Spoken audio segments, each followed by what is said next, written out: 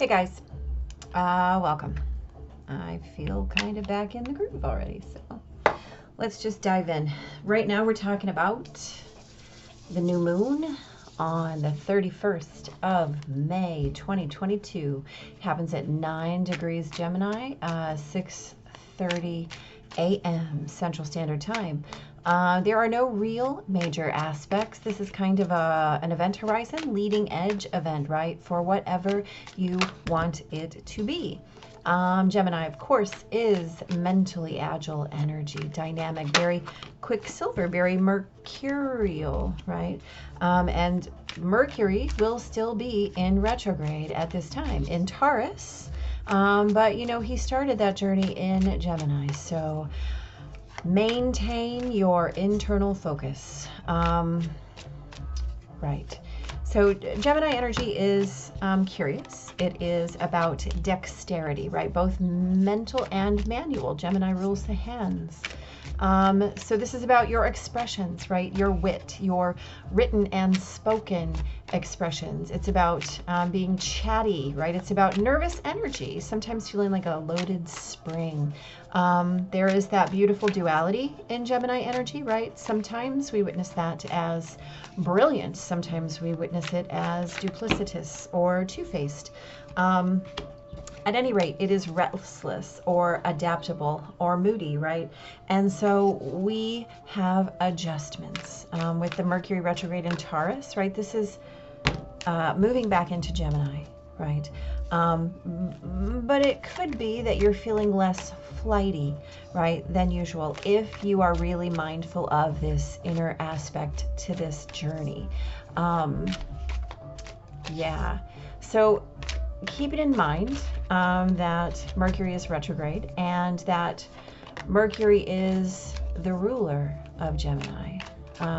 That Mercury is in Taurus. So there might be kind of a way that you're feeling a little moody and a little broody, a little adaptable and a little prone to routine, a little changeable, and a little bit conservative and deliberate, a little focused on the potential and a little focused on the actual, right? And so this is about your preferences and your experience. Mercury is also going to be trining Pluto in Capricorn at this new moon.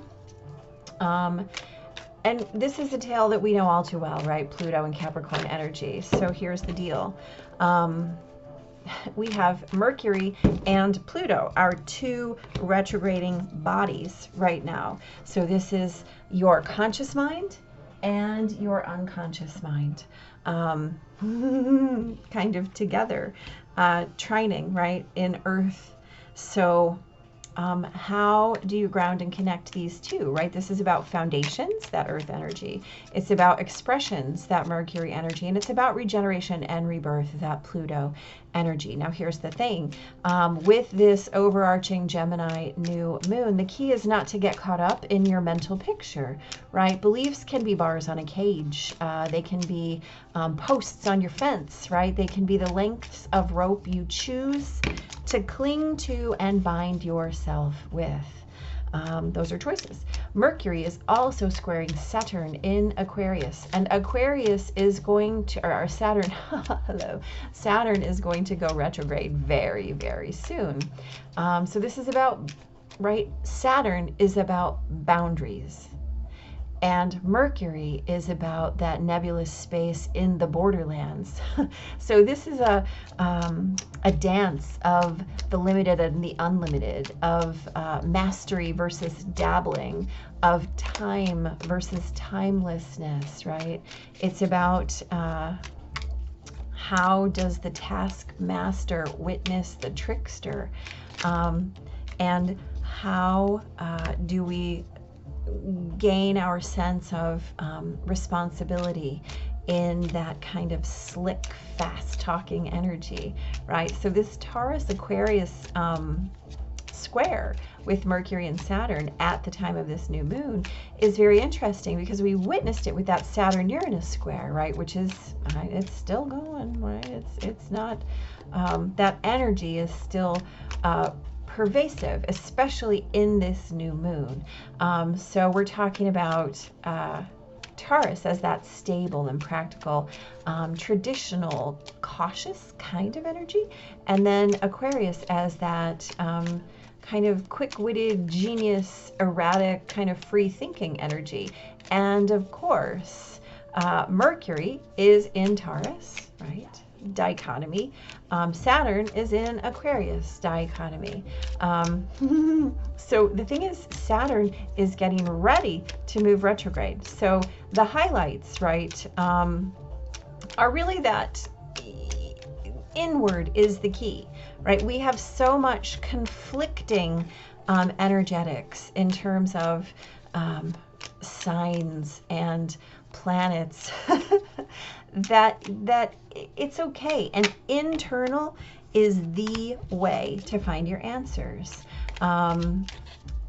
Mars and Jupiter are conjunct in Aries, and they're very widely sextile to this new moon. So I have talked about this before. I will talk about it again, right? Mars and Aries, we can have that conversation that this is aggressive.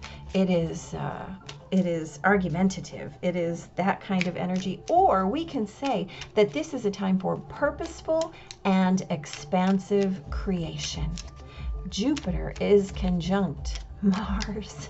So I beg of you, please be cautious with your decisions. Venus is in Taurus right now, right? Asking you to please choose purposeful and expansive creation as your sense of home, right? That's really what we're looking for. Mercury is sextiling Neptune, so this is about that inner flexibility and creating, wow, y'all, creating yourself as the visionary, as the dreamer, and then creating from that space, not just being the doer or the actor, but creating yourself as the vision and then watching it as it magnetizes to you, right? That is beautiful. Yeah. Also, we have a sextile to Chiron at this new moon, and there's a beautiful sense of healing the past and opening yourself up to second chances, like unlimited mulligans, right? Which is a beautiful thing. It's just a beautiful thing, in my opinion. So you get to make these choices. New moons are traditionally times of intention. The thing is, with so much retrograding energy and so many big, let's call it aspects to these retrograding energetics, the key here is going to be to stay in your depths, right? Don't get caught up in the mental picture. Don't get caught up in the fact that the beliefs are the bars, the posts on the fence, the lengths of rope. You are choosing, right? And you can heal all of those beliefs by changing your learning to change your reactivity to response. And there are ways to learn that. It doesn't happen overnight, but it does happen. Let's have a quick little conversation here, and then we'll move on to our happy new moon. We've got the Magician and the Knight of Wands. Listen, so many of these were in the weekly What's Up. I might urge you to listen if you did not.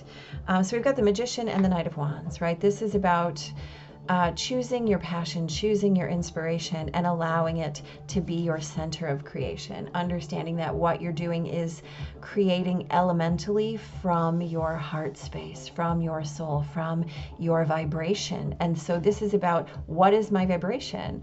Let's not jump ahead, right? Let's take the proper course and know that if we take all of the steps into consideration, we have no option but to end up exactly where we're going. Now, that sounds super simple, but when you're talking about a Gemini new moon, maybe not so much, right?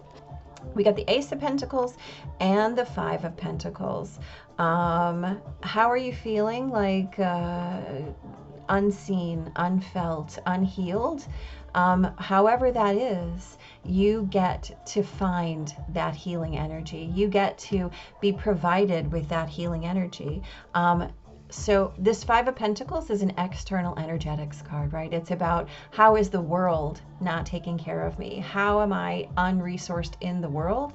The Ace of Pentacles asks you, look within. Look at that sweet little grasshopper. Now, anybody who knows me knows that it's funny that I'm saying that, but I do want to say you have nothing but blessings and good fortune when it comes to your resourcedness. If you're paying attention, right? Don't get caught up in the mental story. I lack this, I need this, and I'm not getting it. So-and-so left me in the cold. No, no, no, no, no. You are blessed. You are beyond blessed. You are fully resourced. You have everything you need. The universe is handing it to you. What are you going to do with it? Are you going to say, no, no, I don't need that? Be like the guy on the roof in the flood who one boat came by and he was praying and he said, no, no, no, I'm good. God will take care of me. He prays some more. Another boat came by and the man said, no, no, no, I'm good. I'm good. I got this. God is going to take care of me. The third boat comes by and he says, no, God is going to take care of me. I'm praying. And he drowns and he goes to heaven and he speaks to God and God says, I sent you 3 boats. What more did you want, right? You have all the boats, right? You have them. This is about allowing your sense of home to be your leader, right? Your leading edge, your event horizon. And so the more dynamic you can be, the more you can get back to that story and create your narrative within the dichotomy of these dynamic, right, poles, right? The spectrum of these energies is amazing, right? And so you get to choose. So it might feel a little exciting, right? So we have the Knight of Swords, right? So this is about creating your new story. And we have the 3 of Pentacles. This is a beautiful card of collaboration, of understanding that you always have learning to do and you always have teaching to do, of finding that space in the center of this is how it is and this is how it will be. And understanding that sometimes you have to ask for assistance and sometimes you have to be the assistance. And as so that we have this beautiful Mercury square Saturn really asking you to dive into that boundaries versus borderlands kind of teeter-totter that you have available to you and really learn how that balance is working to become stable yet available to something new, to stay not necessarily cautious but practice discretion, right, versus just being erratic and jumping into that next thing, really finding the way to be that purposeful, expansive creation, right? You get to do that. You get to learn how. We've got the 9 of Pentacles and the 7 of Pentacles. The 9 or the 6, y'all? I always mess that one up.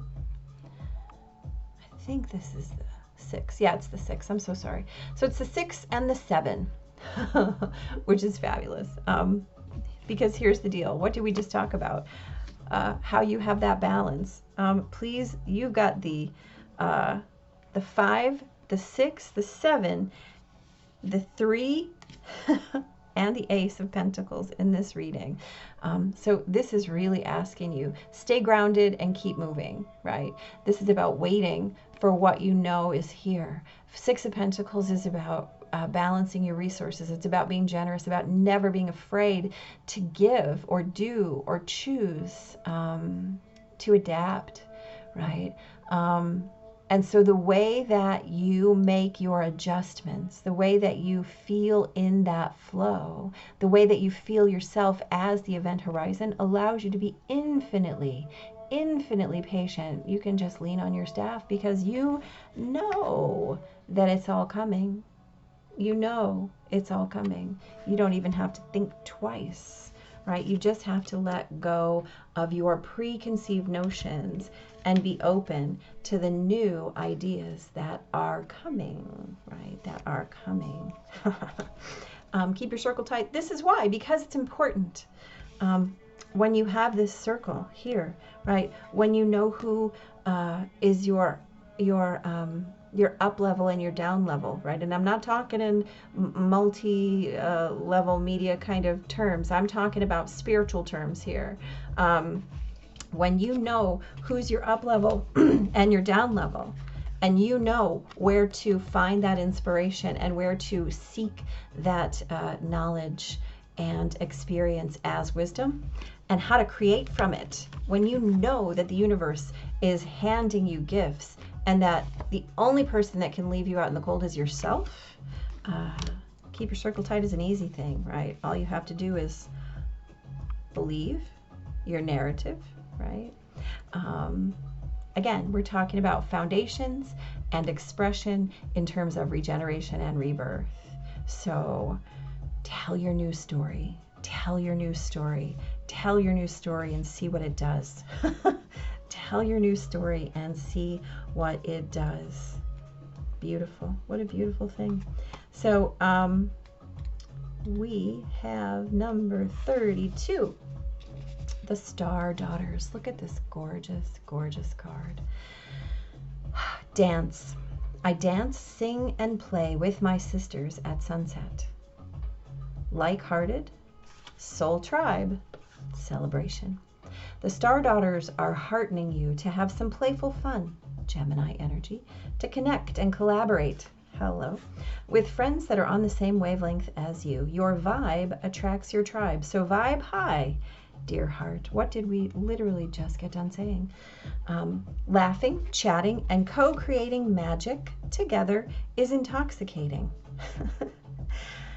Attuned connection amplifies and magnifies magical synergy. Cohesive devotion to unity, oneness, and equality is powerful collaborative medicine. When we come together, miracles happen. Be with people who celebrate each other's high achievements and raise your tribe up high. Listen. Be in it, right? Saturn in Aquarius is collective energy. Let that square create, right? Let that square create. In this Gemini energy, we are talking about limitless potential, right? This is about ideas, limitless potential of ideas. You are your only limitation.